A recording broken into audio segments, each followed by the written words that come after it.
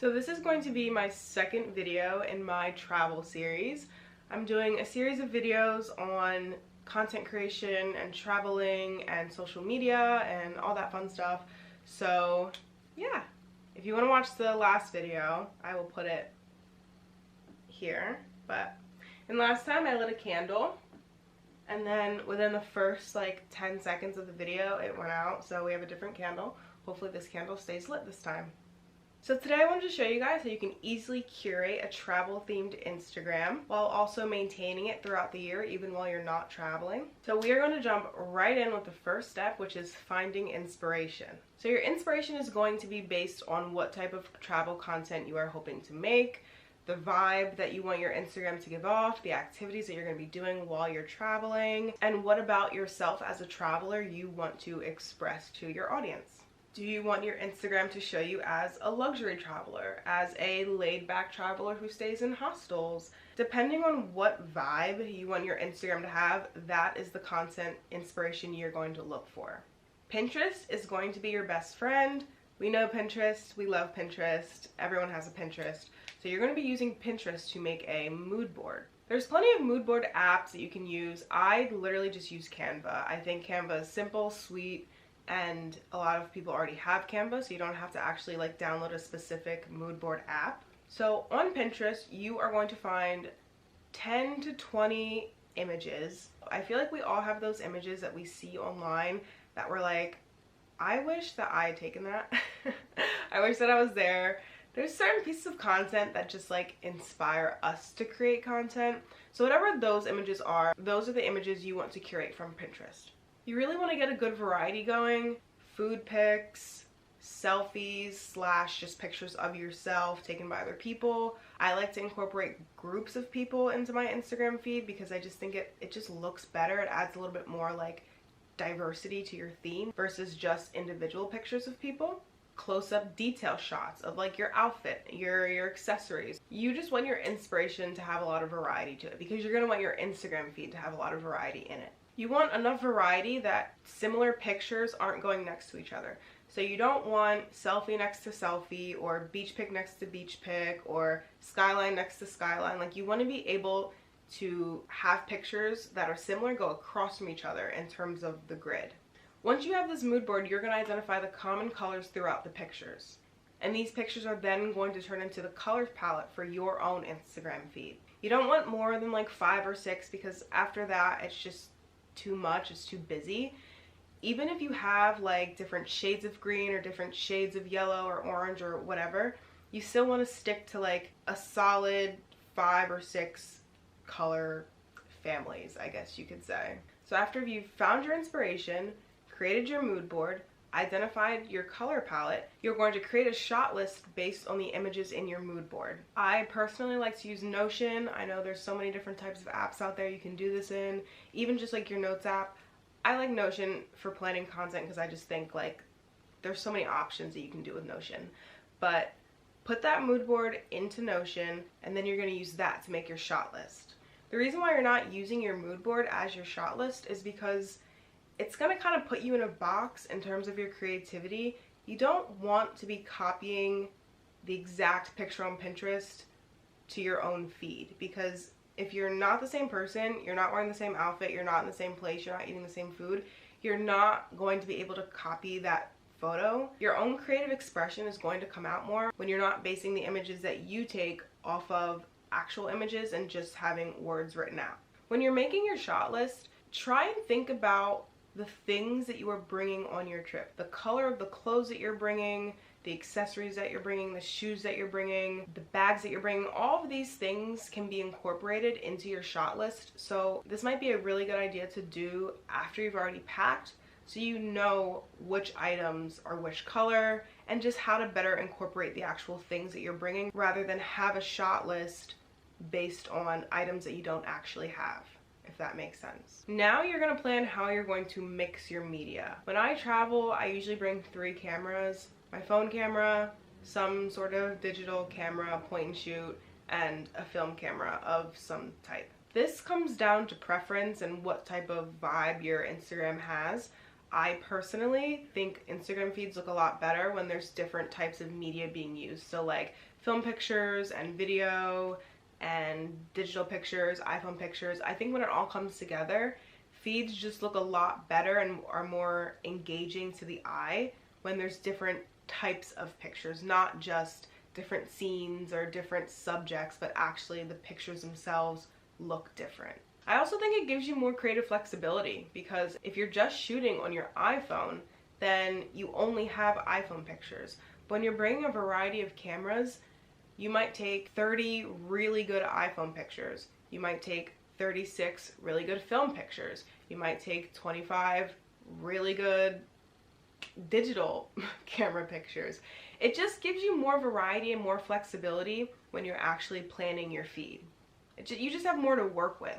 So at this point, I'm assuming that you've made it to your trip and it's time to shoot your content. Batching content is a really simple concept. All it is, shooting a bunch of content in a bunch of different forms on one trip in one day, something like that. Now you have to go down your shot list and make sure that you're getting every single one of those shots. I think the best way to do this is to dedicate certain days to certain shots. If you're going on, like, let's say a 4-day trip, the first day might be dedicated to outfit pictures, selfies, and details.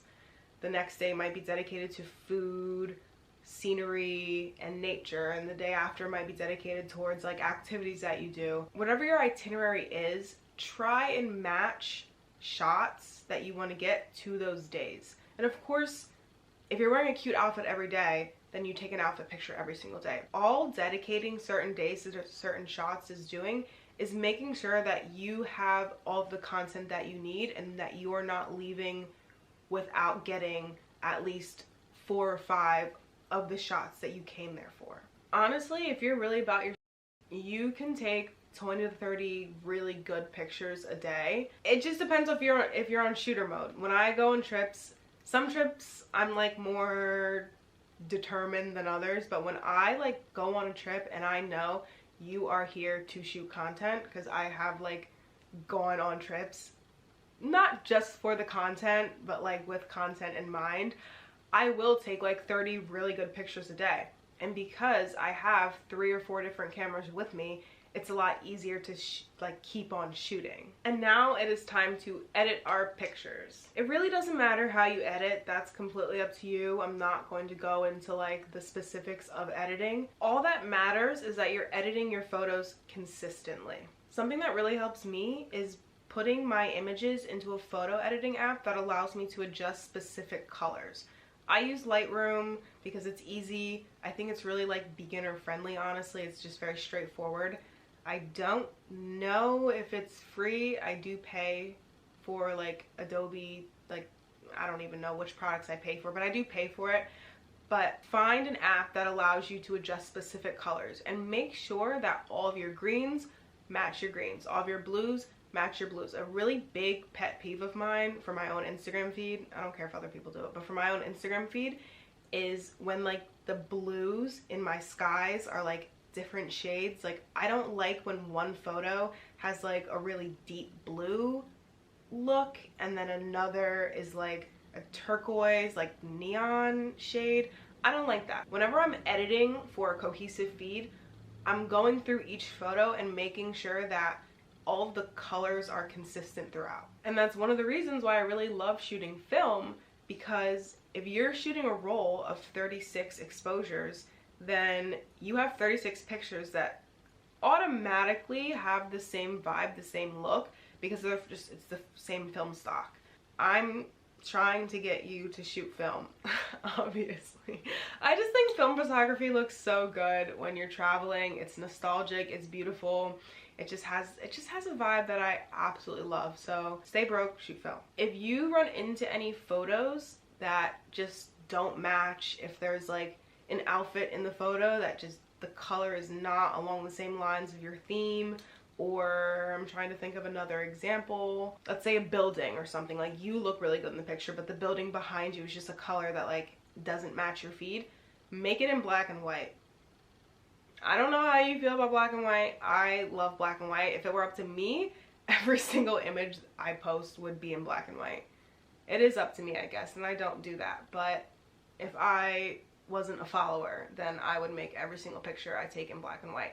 It's like a cheat code. If it doesn't match your feed, put it in black and white. It'll match your feed. Now it's time for my favorite part, which is the actual curation process. I recommend doing this step while you are still on vacation. Even if you don't have all the shots on your shot list, start earlier so you have a better idea of what your theme is missing or what your feed is missing. When I'm organizing my Instagram feed, I use an app called Preview. I think it's called Preview.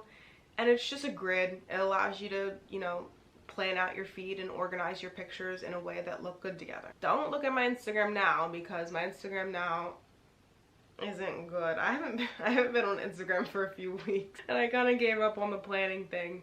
But you are gonna have a cute Instagram feed. Spend as much time as you need to just like messing around with your images, what looks good together. Once again, make sure that you're not putting two similar pictures next to each other. If there's one picture with like a really green theme, if green is like the primary color in one of your images, don't put it next to an image that also has green as the primary color. Mix up your colors. That's the whole point of getting a variety of shots, having 5 to 6, like 4 to 6 different colors throughout your feed, so that you have the freedom and flexibility to not have pictures next to each other. You want all of your pictures to stand out. Yes, you want a cohesive feed. You want pictures that kind of like seamlessly blend together, but at the same time, you want all of your pictures to stand out on their own. The reason why the picture is on your feed in the first place is because it deserves to be there. It deserves its time to shine. So give the images the ability to shine on their own. And once you have all of this done and sorted out, you should have like 24 images at least that are usable for your Instagram feed. And I think that would equal to like 8 rows or something like that. I can't do math, but I think it's 8 rows. Depending on your posting schedule, that could last you kind of a long time. Like 24 pictures, that's a summer full of photos, in my opinion. If you're posting every day, then you probably don't even need to watch this video, because if you can post every day a variety of different content, then that's good for you. I can't do that. But if you have 24 usable pictures, that should be enough to last you for a pretty long time. After a certain amount of time, I do feel kind of silly posting certain photos. Like if I went on a trip like 9 months ago and then I'm still posting photos from that trip, I'm like, like, is it? But at the same time, I see a lot of the images I take, especially the film pictures, as art. And art does not expire. Art does not have a day where it goes stale. I know Instagram is like, you put it on there and it gets like lost in the abyss of all the other posts, but art is art. Great content is great content. If it was good 9 months ago, it's good today. So I hope this video was easy to follow and made sense and is actually going to help you next time you go on your trip and you're planning your Instagram feed. If you did find it helpful, please give it a little likey like. It'd be greatly appreciated. Or subscribe if you want to keep up with my travel series. I actually deleted my Instagram, like I deleted the app, because I wanted to focus more on YouTube, and I found that Instagram was kind of just like taking my brain space away from the app that I want to be focusing on. I said app.